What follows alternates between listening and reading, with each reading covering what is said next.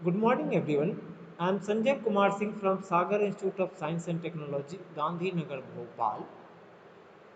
Today, in lecture number 3 of Unit 2, we will discuss about the governing differential equation of case 3, that is heat dissipation from a fin losing heat at the tip. And second topic is fin performance. Fin performance means fin efficiency and fin effectiveness.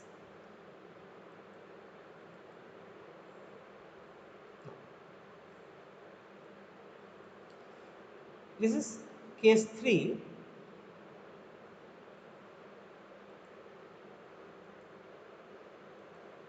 Case 3.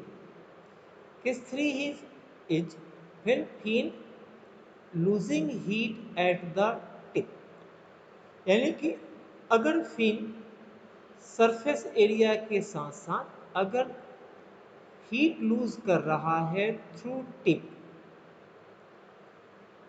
तो उस case में हम लोग relation establish करेंगे between x and T, means temperature and distance and heat flow rate. Now यहाँ देखें, fin fin का जो लेंथ है, फिन का लेंथ एल, एक्स डिस्टेंस पर एक्स सेक्शन लिए जिसका टेम्परेचर एक्स डिस्टेंस पर टेम्परेचर है टी। तो यहाँ से जो heat through fin material travel होते टिप के पास आएगा। अब टिप के पास जब हीट पहुंच गया तो टिप के कांटेक्ट में क्या है, एयर है। तो इस टिप के जो एरिया है, इस एरिया से के कांटेक्ट में एयर है, तो हीट ट्रांसफर होगा through tip from solid to air. तो सॉलिड टू एयर जो हीट ट्रांसफर होगा that is due to convection. तो यहाँ जो अपने को एक बाउंड्री कंडीशन मिलेगा कि at x is equal to L, tip के पास जो फिन का लेंथ है एक्स इज इक्वल टू क्या है, एल, जो यहाँ तक हीट आया था क्यू कंडक्शन के कारण, अब वो हीट क्या होगा, कन्वेक्शन से ट्रांसफर होगा। यानी कि at x is equal to L at the tip Q conduction is equal to Q convection. तो एक बाउंड्री कंडीशन यहाँ अपने को ये मिला कि at the tip means X at x is equal to L, Q conduction is equal to Q convection. Second boundary condition अपने पास ये है कि at x is equal to zero, X is equal to zero हो जाएगा तो कहाँ पहुंच जाएंगे, बेस मेटल के पास। तो at x is equal to zero T is equal to T not. तो ये दो बाउंड्री कंडीशन,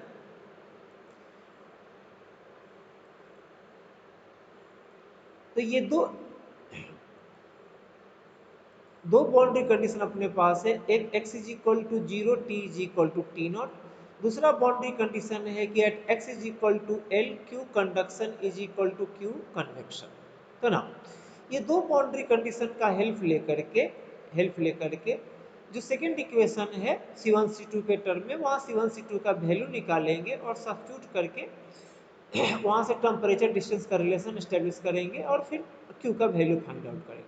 तो यहाँ बाउंड्री कंडीशन जो अपने पास है, first boundary condition x is equal to zero, T is equal to T naught. Second boundary condition x is equal to L, Q conduction is equal to Q convection.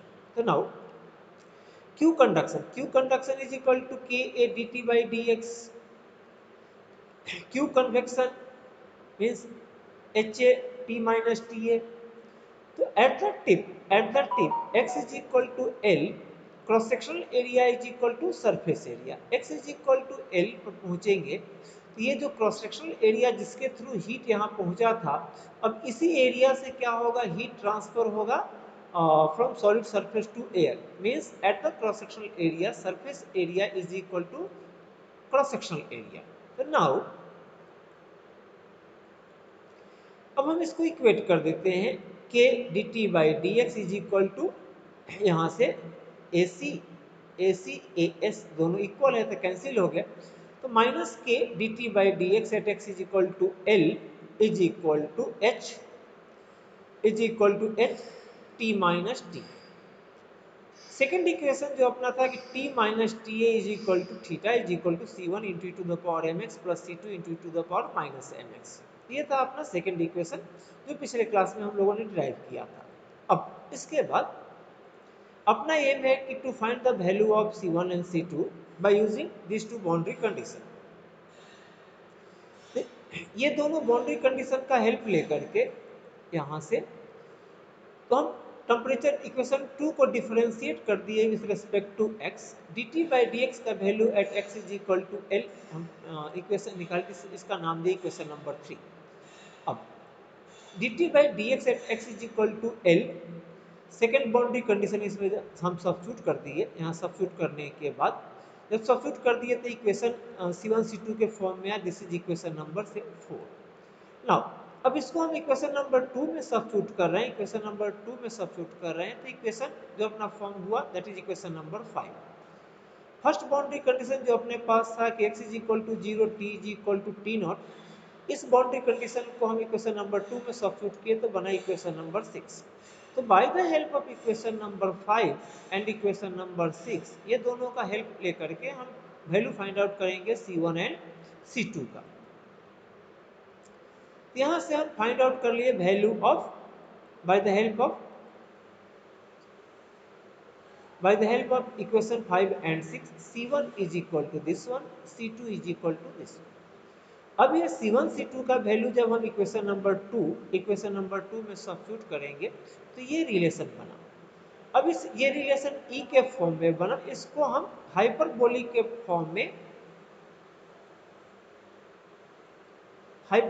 के form में इसको हम change करते हैं। तो यहाँ से in terms of exponential to hyperbolic, अब ये equation this is equation number 7 in terms of hyperbolic function. तो ये रिलेशन हमको याद रखना होगा। This is the relation between temperature and distance x। अगर क्वेश्चन में दे रहा है कि fin losing heat through its tip, तो what will be the temperature at 2 centimetre distance, तो x इज इक्वल टू हम सब्स्टिट्यूट करेंगे 2 सेंटीमीटर यहाँ, तो करस्पॉन्डिंग वहाँ का टेम्परेचर निकल जाएगा T, और वाइस वर्सा कि 100 डिग्री सेल्सियस टेम्परेचर कहाँ का होगा तो T इज इक्वल टू 100 को सब्स्टिट्यूट करेंगे तो करस्पॉन्डिंग यहाँ से निकल जाएगा वैल्यू ऑफ x। तो ये इक्वेशन नंबर 7 जो है this is the relationship between T and x। Now अब हमको चाहिए Q। तो Q निकालने के लिए जो अपने पास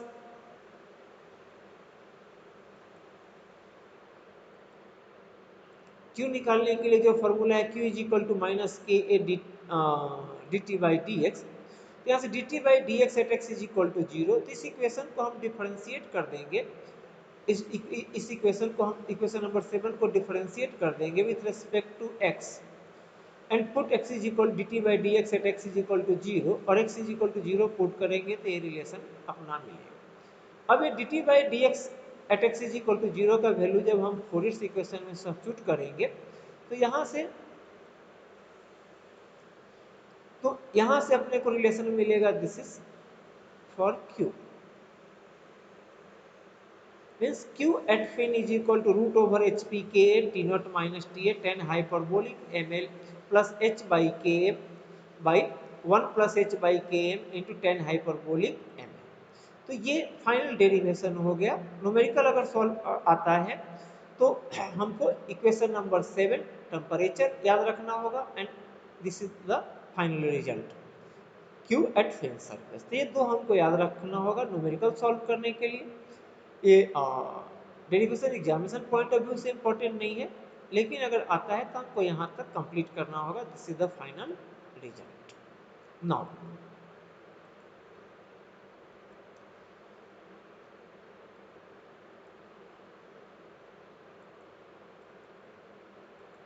second one is fin performance.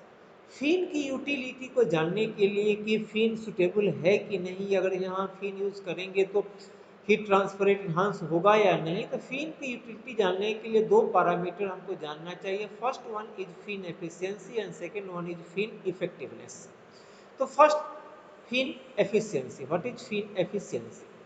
तो fin efficiency is defined as the ratio of actual heat transfer rate to the ideal heat transfer rate. Actual heat transfer rate जो कि हम लोगों ने अभी निकाला था, तीन केस में Q का value root under H P K T naught minus T A, root under H P K 10 hyperbolic ml। तो this is that is the actual heat transfer rate through the fin. And what is ideal heat transfer? Ideal heat transfer का मतलब कि जब fin का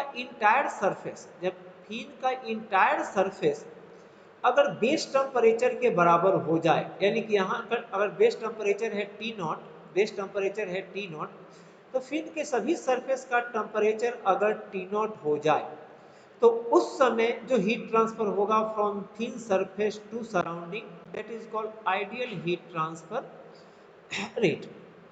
तो यहाँ से अगर फिन का टोटल सरफेस का टेम्परेचर अगर टी नॉट हो जाएगा, तो हीट ट्रांसफर थ्रू कंडक्शन क्या हो जाएगा? जीरो। सिर्फ और सिर्फ हीट ट्रांसफर होगा from surface to surrounding, that is due to convection. तो Q इज इक्वल टू क्या हो जाएगा? Q convection. तो यहाँ से fin efficiency, it is the ratio of actual heat transfer rate through fin to the ideal heat transfer rate through fin if entire fin surface were at fin base temperature। Actual heat transfer rate to the ideal heat transfer rate. Ideal मतलब जब fin के entire surface का temperature base temperature के बराबर हो जाएगा, उस समय जो हीट ट्रांसफर होगा that is called ideal heat transfer. तो नाउ अब यहां से अगर हम बात करें, अभी हम तीन केस देखे थे कि length of fin is infinite, tip of fin is insulated, fin losing heat at the tip. तो यहाँ से अगर हम एफिशिएंसी निकालने की बात करें तो केस वन के अकॉर्डिंग जो एफिशिएंसी क्या होता है? Actual heat flow rate to the ideal heat flow rate. For infinite long fin already हम एक्चुअल हीट फ्लो रेट निकाल चुके हैं कि रूट ओवर एच पी के A T naught minus T A by Q ideal. Ideal means जब fin के पूरे surface का टेम्परेचर बेस टेम्परेचर के बराबर हो जाए, तो बेस टेम्परेचर के बराबर हो जाएगा तो हीट ट्रांसफर होगा ओनली ड्यू टू कन्वेक्शन। तो due to convection heat transfer क्या होता है? H A D T. तो यहाँ से एच ए कौन सा area? Surface area. Surface area क्या हो जाएगा? Perimeter into length into T naught minus T A. जब हम इसको सिंप्लीफाई करेंगे तो आ जाएगा 1/ml। तो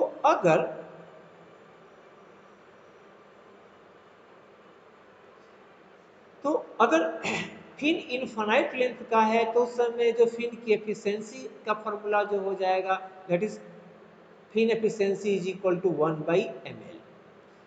इसी तरह से फिन का टिप अगर इंसुलेटेड है तो उस समय उस केस में एक्चुअल हीट फ्लो रेट हम निकाल चुके थे डेरिवेशन में कि root under H P K T naught minus T A 10 hyperbolic ml। Ideal क्या हो जाएगा?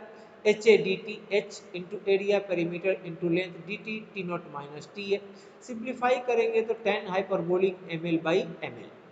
तो इंसुलेटेड टिप के केस में fin efficiency is equal to 10 hyperbolic ml/ml। इस तरह से when fin losing heat at the tip, उस केस में fin efficiency is equal to, ये एक्चुअल हीट फ्लो रेट के लिए ये रिलेशन हम लोग ने ड्राइव किया था, आइडियल हो जाएगा H P L T naught minus T. The ratio of actual heat transfer rate to the ideal heat transfer rate is called fin efficiency. Now second term is fin effectiveness. What is fin effectiveness? Fin effectiveness को हम epsilon से indicate करते हैं and it is defined as the ratio of heat transfer with fin to the heat transfer without fin. Heat transfer with fin to the heat transfer without fin, ratio of this two is called fin effectiveness. तो heat transfer through fin already हम लोग तीन case में relation find out कर चुके हैं। Heat transfer without fin यानी कि यहाँ से ये जो फिन है अगर इसको हम रिमूव कर दें, फिन को अगर यहाँ से हटा दें तो विदाउट फिन का ये फिगर हो जाएगा, यहाँ फिन नहीं है। अब फिन को हटा दिए तो जितने एरिया में फिन लगा हुआ था उतने एरिया से कितना हीट ट्रांसफर होगा, तो इसके कांटेक्ट में क्या हो जाएगा, एयर, इस एरिया के कांटेक्ट में क्या आ जाएगा, एयर। तो heat transfer from solid surface to air कैसे होगा, that is only due to convection. तो यहाँ से फिन इफेक्टिवनेस क्या है, heat transfer rate with fin. तो heat transfer rate with fin क्या हो जाएगा, ऑलरेडी एक्चुअली हीट ट्रांसफर जो कि हम निकाल चुके हैं तीनों केस में। विदाउट फिन क्या हो जाएगा, विदाउट फिन हीट ट्रांसफर जो होगा that is the from surface to surrounding, from solid surface to air और फ्लूइड। तो solid surface to air heat transfer कैसे होगा, दैट इज कन्वेक्शन, यानी कि heat transfer without fin is nothing but heat transfer through convection from same area. जितने area में fin लगा हुआ था उतने एरिया से जो हीट ट्रांसफर होगा, उतने एरिया से जो हीट ट्रांसफर होगा through convection, that is called heat transfer without fin. तो यहाँ से हीट ट्रांसफर विथ फिन, अगर हम इनफाइनाइट लॉन्ग फिन की बात करें तो हीट ट्रांसफर विथ फिन हम निकाल चुके हैं root under H P K T naught minus T A. Heat transfer without fin क्या हो जाएगा, H A T naught minus T A. H A D T area क्या हो जाएगा, जो जितने एरिया में फिन लगा हुआ था ये क्या हो जाएगा, फिन का cross sectional area, that is A C T naught minus T A. T naught minus T A से T naught minus T A cancel, जब हम सिंप्लीफाई करेंगे तो ये आ जाएगा effectiveness of fin for infinite long, effectiveness is equal to root under pk by ha. This is the effectiveness of fin. The heat transfer, fin effectiveness means heat transfer with fin to the heat transfer without fin. Fin efficiency means ideal heat transfer rate to the actual heat transfer rate to the ideal heat transfer. The ratio of these two is called efficiency. तो ये दो parameter fin के performance जानने के लिए हम लोग पढ़ते हैं। तो this is fin effectiveness, heat transfer with fin to the heat transfer without fin, and this is fin efficiency, actual heat transfer to the ideal heat transfer. Ideal means when entire surface of the fin is assumed at base temperature, at base temperature. Fin के total surface का temperature, base temperature है T not, तो fin के पूरे surface का temperature अगर T nought हो जाए तो उस समय जो हीट ट्रांसफर होगा that is called ideal heat transfer rate. The ratio of actual heat transfer rate to the ideal heat transfer rate is called fin efficiency. तो this is about lecture number 3। Have a good day.